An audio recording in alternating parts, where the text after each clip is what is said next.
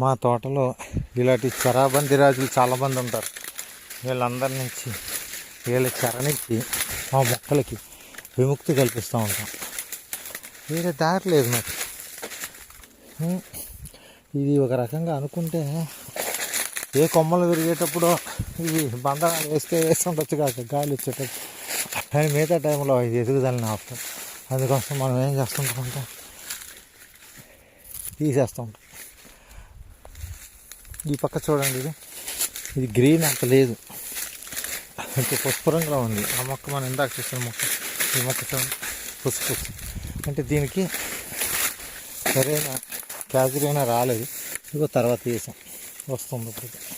ఇది అందుకోవాలి. ఈలాగా ఈ టేక్ చెట్టు బలం తీసుకుని, కానీ టేక్ చెట్టు కూడా ఏమైంది, అది కూడా నీరు లేక ఏమవుతుంది, పసుపు రంగులోకి వస్తుంది. అయితే దీన్నే స్ట్రెస్కి గురి చేయడం అంటారనమాట. ఇది అవసరం. ఫారెస్ట్ ప్లాంట్ చేవదేరాలి, మంచి దృఢమైనటువంటి ఆయిల్తో బెట్ట పరిస్థితిని తట్టుకుంటూ దానిలోని జీవకణాలని అది తగ్గించుకుంటూ ఆ చనిపోయిన జీవకణాలు పాడవకుండా ఉండడానికి అది ఆయిల్ చేసుకుంటాం. అదే టేకులో ఉండే ఆయిల్ దానికి గట్టిదనాన్ని ఇస్తుంది. శ్రీగంధంలో ఉండే ఆయిల్ దానికి ఏమిస్తుంది, సుగంధాన్ని ఇస్తుంది. అదనమాట.